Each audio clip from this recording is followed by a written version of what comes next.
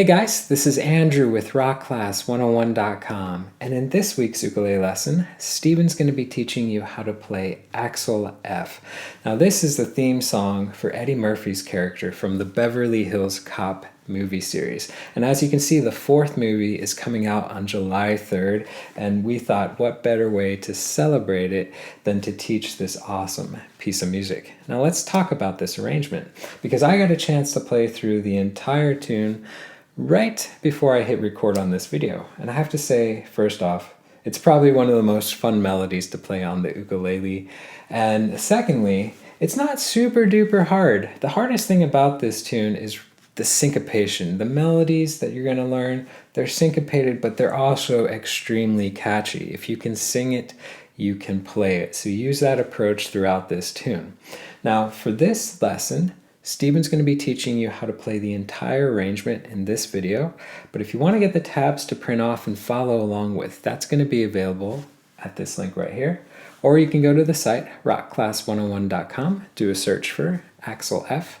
Now also on that page will be the really cool interactive on-screen tab viewer. Now this is a great feature where you can hit play, you can watch the tabs scroll across in real time, you can highlight bars to loop sections, slow it down to any speed you wish, just a great asset in learning this tune that much easier. And last but not least, we are going to have backing tracks. So once you learn how to play the ukulele part, you can rock out with the bass player at home. So I'm going to upload 100% speed, 75% speed, and if you can feel the beat, I'll upload 50% as well. So without further ado, I'm going to hand it off to Steven to teach you how to play this. Don't forget to grab the high G ukulele, and I'll catch you at the end of the video. Hi everyone, and welcome to this lesson on Axel F, which has to be one of the coolest movie theme tunes ever written. Now I am a child of the 80s and I loved the Beverly Hills Cop movies, so I might be a little bit biased, but I think this is just an absolutely incredible tune. It was written by German composer Harold Faltermeyer, who also wrote the theme tune for the movie Top Gun, which is another of my all-time favourite movie themes. So although he was never as prolific or famous as, say, John Williams or Hans Zimmer, he definitely gets my respect. So when Andrew suggested doing the Axel F theme tune, I jumped at the opportunity, and then I kind of wondered why I'd never tried arranging it before.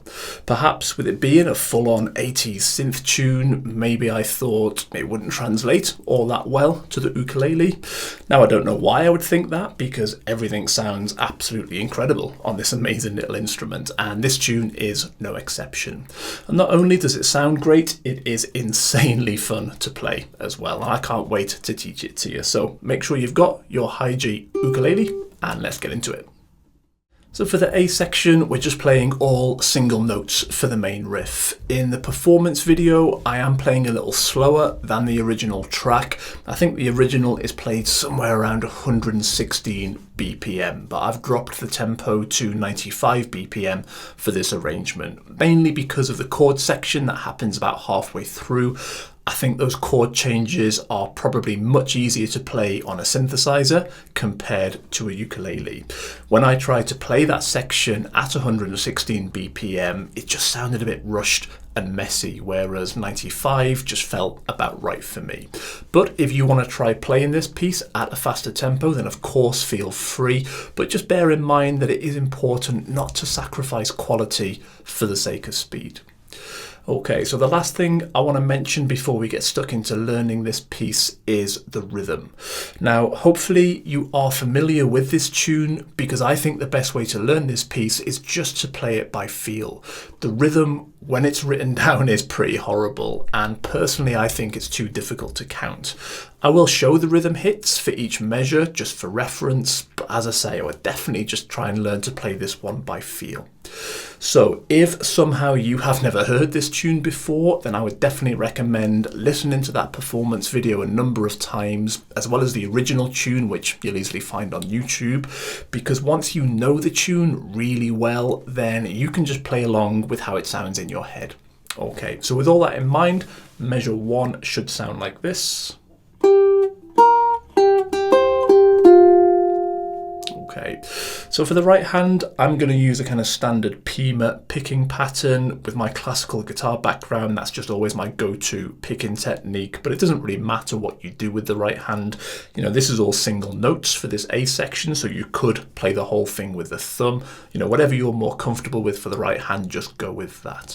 But for the purpose of this video, I'll be using Pima picking. So beat 1 is the E string at the 3rd fret, which we will hold with the 3rd finger, and we'll just hit that on beat 1. But we want to give it a kind of staccato sound to sort of emulate that synth sound there. So when we hit that note on beat 1, let it ring for a short duration, but then just take the pressure off the fretting finger just to stop it from ringing. Okay, so rather than ringing for the full beat, we're just gonna let it ring for a bit. Don't cut it too short. It's not that. We want to hear it a little bit, but then just cut it from ringing. Okay, and then on beat 2, we're going to go to the A string at the 1st fret. We'll take the 3rd finger off completely as we do that, and then we hit that A string first. 1st finger holds it on beat 2. And again, we want to give that one that kind of staccato sound. So once we've hit it, just take the finger off the fret to release the pressure. Okay, and then this is where the rhythm gets a bit strange. Like I say, we'll go through the rhythm hits as we learn it, but just play it by feel as you're learning it. So on the A of beat 2, just before beat 3, we're going to go back to this E string at the 3rd. So 3rd finger goes back on, and again we're going to hit that one staccato. So those first 3 notes. Okay, and then we don't play on beat 3, we then play this open G on the E of beat 3. Okay, and then straight after on the and of beat 3, we go to this A string at the 3rd fret, and we'll use the pinky to play that. Okay, and then on beat 4, we play the E string at the 3rd, the 3rd finger will go back on to take that. Pinky can come off as we do that. And then on the and after beat 4, we drop this down to the E string first. 3rd finger comes off as we put the 1st finger on to play that E string first. Okay, so once again, that measure 1. A little bit slower.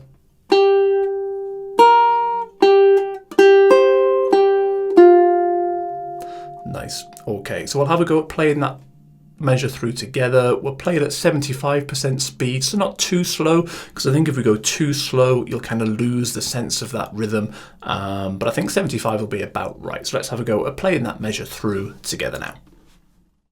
1, 2, 3, 4.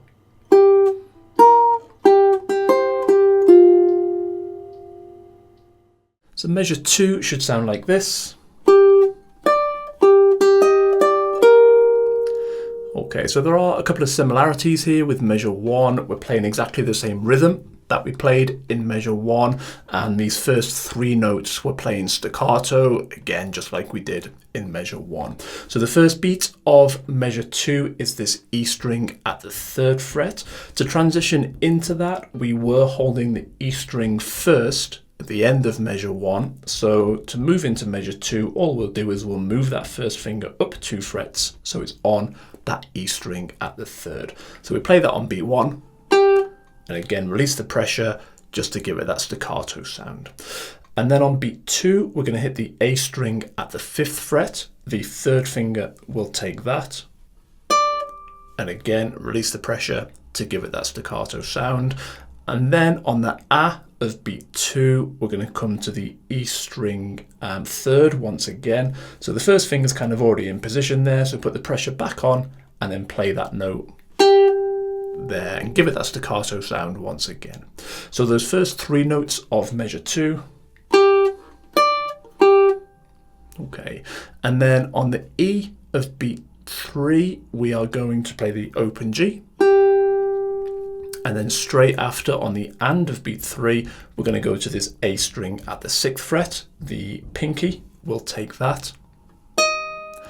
And then on beat 4, we're going to drop it down to the 5th fret. The 3rd finger will go on, pinky comes off, then we play that A string fifth on beat 4.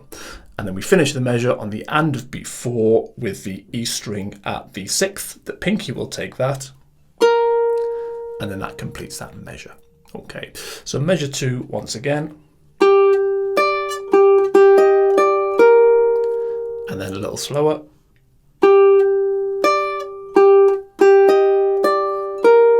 Nice. So let's have a go at playing that measure through together now. 1, 2, 3, 4.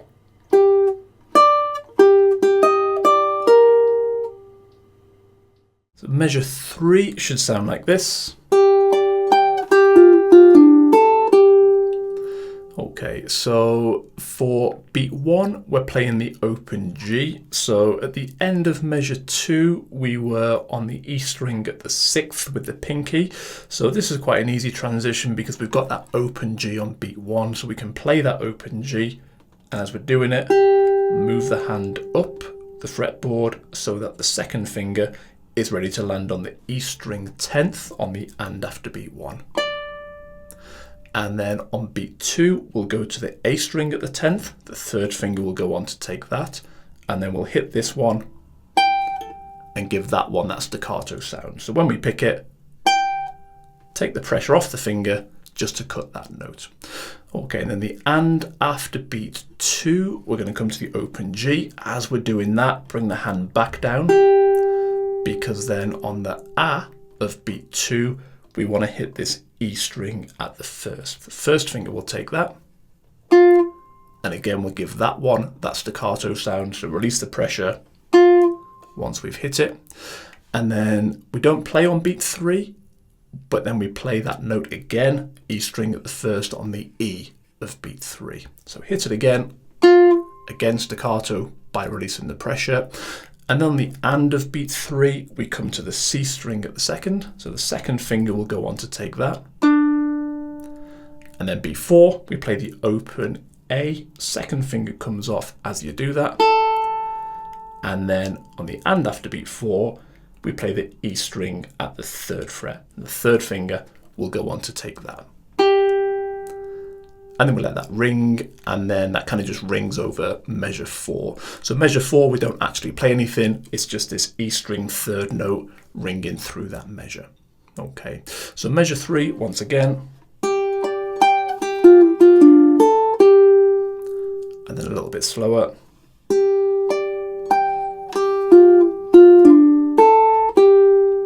Nice. So let's have a go at playing that measure through together now. 1, 2, 3, 4.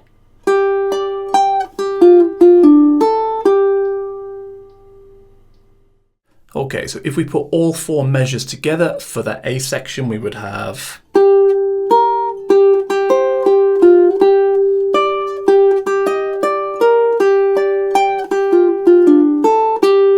so cool. Okay, so let's have a go at playing all 4 measures through together there at that 75% speed together now. 1, 2, 3, 4.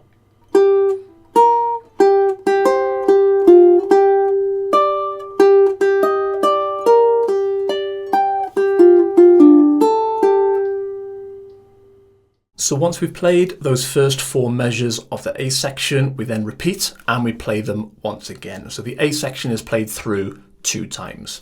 Once we've done that, we then move into the B section, which is measures 5 through to 8. And the ukulele doesn't do anything here. We don't play. This is where the bass plays its riff, and it sounds absolutely amazing. I think Stephen did an incredible job on the bass line for this because it just sounds great. So we don't play for these 4 measures. We just sit back and admire the cool bass line. And then again, like the A section, this B section repeats and plays through once more. Okay, so once that's happened, we then move into the C section, which is measures 9 through to 12, which is kind of just the A and the B sections smushed together.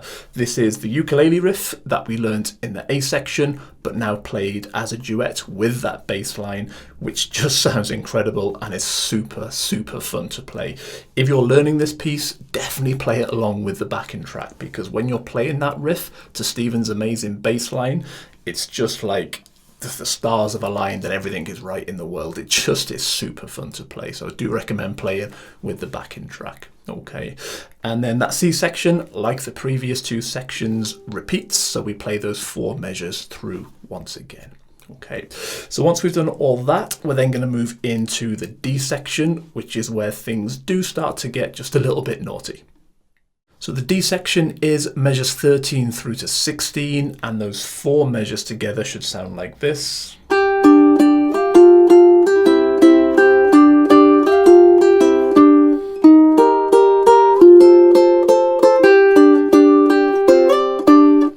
Okay, so as you can see, that is a little bit tricky. The chord shapes on their own are okay. They're pretty conventional chords and they're pretty easy to hold on their own. But the transitions happen quite quickly and there is a little bit of movement. So played at tempo, it is quite difficult to control this section and get it sounding clean. So this is why I dropped the tempo down a little bit to 95. I think that's probably fast enough for this section, but as I said in the intro, feel free to speed things up if you want to. But conversely, even if 95 is still just a little bit too fast for you, feel free to drop the tempo a little bit. As I said, it's more important to play cleanly and accurately than it is to play fast. If we're trying to play faster than our fingers will let us, things aren't going to sound good. Okay, so just find a tempo you're comfortable with and just go with that. Okay, so if we look just at measure 13 to begin with, that should sound like this. Okay, so the rhythm for this measure is 1 and 2 and a, E, a 4 and. Yeah, horrible. So just go with playing it by feel, okay? So beat 1 is the open G. And then the and after beat 1, we want to be on this G5 chord of the C string at the second with the first finger, E string at the third with the second finger, and then A string fifth with the pinky. And then we'll play those 3 strings together. And then we hit that again on beat 2. And then the and after beat 2, we're going to play the open G once again. But as we're playing that open G on the and of beat 2, move the hand up, because then the 16th note later on the A of beat 2, we want to land in this F add 9 position. So it's a fairly easy transition because the hand doesn't have to change a great deal. We're just going to move the first finger up along the C string. The pinky stays on the A string. And then really, we're just moving those 2 fingers up 3 frets. Second finger comes off. The first finger flattens down to do a bar across those 3 strings. And then we're in our F add 9 position for the A of beat 2. Okay. Then that rings over beat 3 for an 8th note. And then the E of beat 3, we hit that chord again. And then on the A of beat 3, we go to the open G. And then a 16th note later, we're going to be on this C chord. But again, pretty good transition because we're just going to drop that third finger onto the A string at the 7th, take the rest of the other chord off, and then play that A string 7th with the open E and the open C. So that's on beat 4. And then we hit that chord again on the and of beat 4. Okay. So just the first part of measure 13, 1 and 2 and A, we would have. Okay. And then to finish the measure, so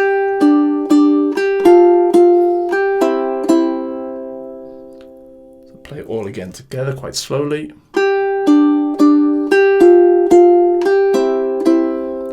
But then at tempo. Okay, so let's have a go at playing just that measure at that 75% speed now. 1, 2, 3, 4.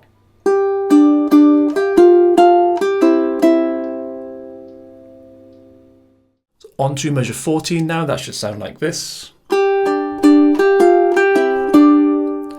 Okay, so the first half of this measure up to the A of beat 2 is just the same as measure 13. So the open G on beat 1, this G5 twice on the and of beat 1 and then again on beat 2.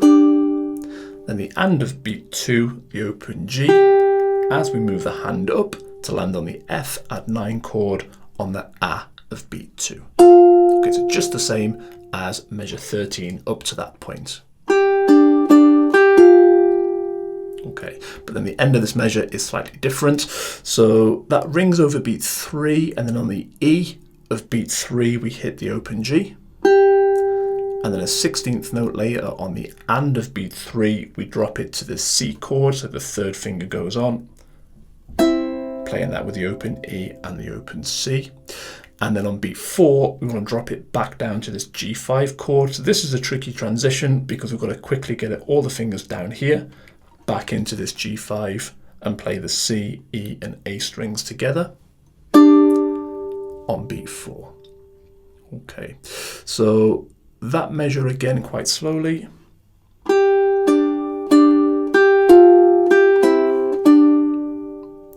And then a tempo. Okay, so let's have a go at playing that measure through together now. 1, 2, 3, 4.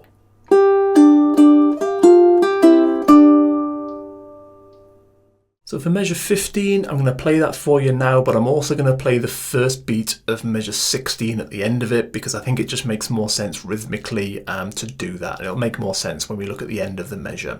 So measure 15 with beat 1 of measure 16. Okay, so that open G that I played at the end, that's beat 1 of measure 16.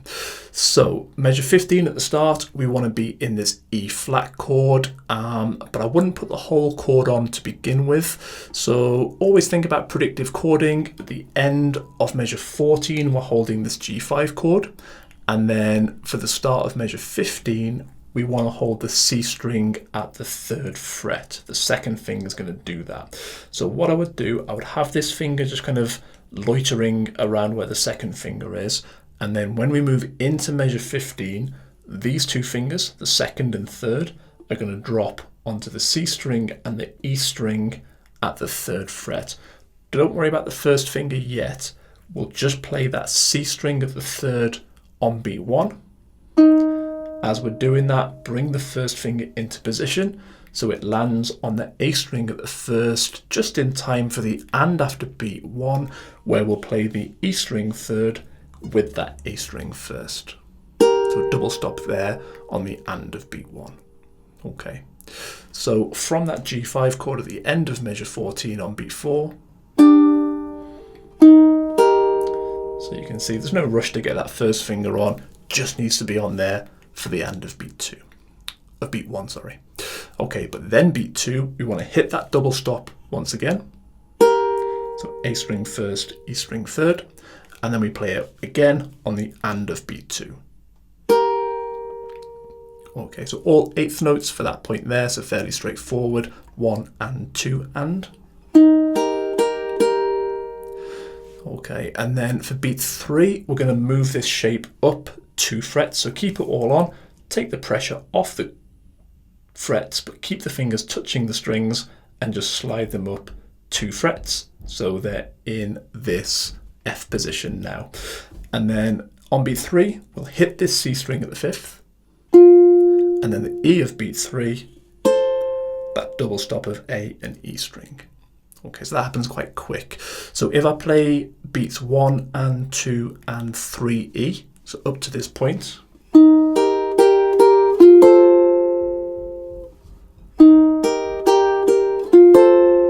okay, and then it's all a bit kind of shifted and syncopated now because these double stops are still just 8th notes, but now they happen kind of on the E's and the A's, which is why it's a bit confusing rhythmically. So once we've hit that double stop of A string and E string on the E of beat 3, it rings for an 8th note, we pick it again on the A of beat 3, that rings again for an 8th note and we pick it again on the E of beat 4, and then another 8th note later we pick it once again on the A of beat 4. But that final double stop of that measure on the A of beat 4 is just a 16th note, and then straight after that we hit the open G, which is beat 1 of measure 16. So those last two notes happen quite quickly. They're just a 16th note apart, which is why I think it made sense to add that open G to this measure. Okay, so if we look at that once again, measure 15 into that open G, beat 1 of measure 16, quite slowly.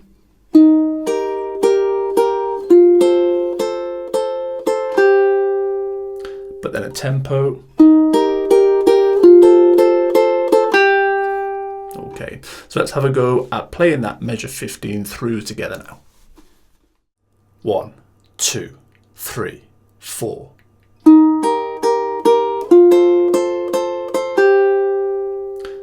So into measure 16, that should sound like this. Okay, so the rhythm for this one is 1 and 2 and 3E, A. Okay, so beat 1 is the open G. So easy enough. We looked at that kind of with measure 15 just before. And then on the and of beat 1, we want to go back to this G5 chord, which we've seen a number of times, so fairly straightforward there. So we hit those three notes, the A, the E, and the C on the and of beat 1. But we'll hit that one staccato, so once we've hit it, just take the pressure off all the frets to give it that staccato sound. And then we hit it again on beat 2. And again, we'll give it a staccato sound there on beat 2. So just the first part of that measure, 1 and 2. Okay, then the and of beat 2, we go back to that open G. And then on beat 3, we want to drop this down to this F5 chord, but we're going to slide it back up into this G5 position. So what I would do, take the first finger off the C string, and then use these two fingers, move them down 2 frets so that the pinky is on the A string 3rd and the second finger is on the E string 1st, and then play those 2 strings with the open C for our F5 chord, but then we're going to slide back up 2 frets on the E of beat 3. So when we hit that F5 chord, it only rings for a 16th note, and then the E of beat 3 we don't pick, we achieve it by just sliding the A and the E string notes up 2 frets back to the 3rd and 5th. Okay, so that measure up to that point, a bit slower. Okay, and then to finish off, we just play on the A of beat 3, this G5 chord. So these 2 fingers are on already. We'll add the first finger onto the C string at the 2nd fret, and then play those 3 strings together, the A, the E, and the C, on the A of beat 3. Okay, and again, we'll hit that staccato, so hit the chord, and then take the pressure off the fingers to give it that staccato sound. So measure 16 all together now. Nice. So let's have a go at playing that measure through together now. 1, 2, 3, 4. Okay, so all 4 measures together of that D section once again.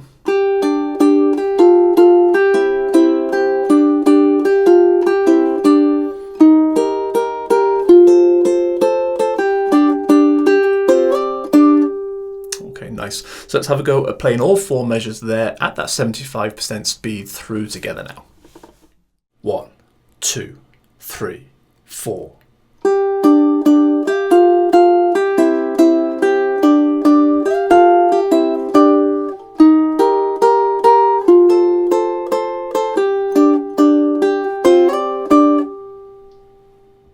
So just like the previous 3 sections, this D section repeats itself. So once we've played measures 13 through to 16, we just go back and we play those through once more.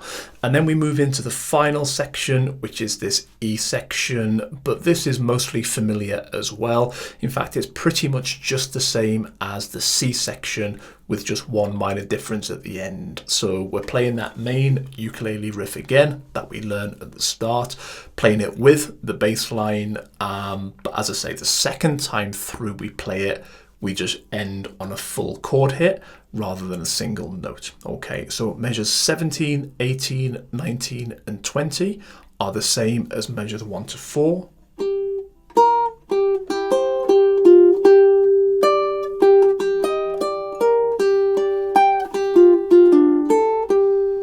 Okay, so that's all identical. We then repeat this E section once again, so measures 17, 18 once again.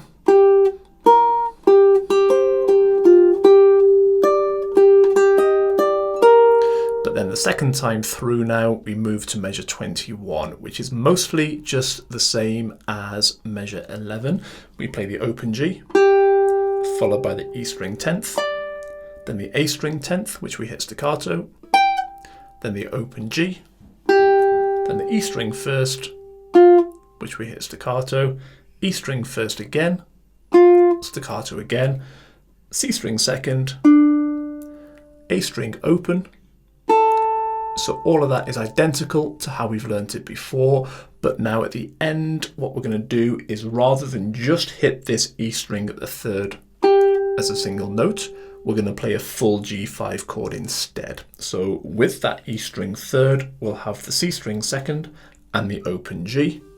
And we'll play through that chord, and you could strum that through or just pick those three strings. It doesn't matter how you do it, but we just want that full chord hit at the end of that measure 21.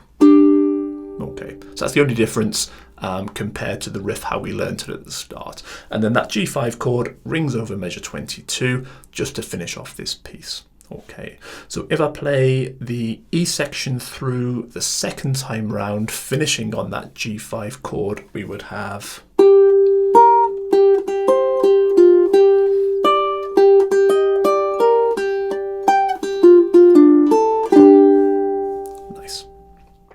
So that is the end of this lesson. I hope you have loads of fun learning this piece. As I mentioned before, if you can, definitely play along with the bass line, because when you're playing that riff with that bass line, it's just like the most fun you can have with 4 strings. It really is. So have a go at it, have fun with it, take care, look after yourselves, and I will see you next time. Alright guys, so this week's ukulele lesson was a lot of fun. The new movie is coming out soon, and this melody is just a blast to play on the ukulele. So I wanted to give you a friendly reminder before we wrap up that if you did want to get the tabs to print off and keep for your records, that was available at this link right here. Or you can go to the site, rockclass101.com, do a search for Axel F. Don't forget too, on that page is the really cool interactive on-screen tab viewer, so you can literally hit play, watch the tab scroll across in real time, highlight bars, loop sections, slow it down, all that fun jazz, plus the backing tracks. So we are going to upload just the bass track so you can rock out with the band at home. We'll have 100% speed, 75% speed, and if you can feel the beat, I'll upload 50% as well. So guys, I hope you enjoyed learning this tune, and we will catch you in the next lesson. Take care.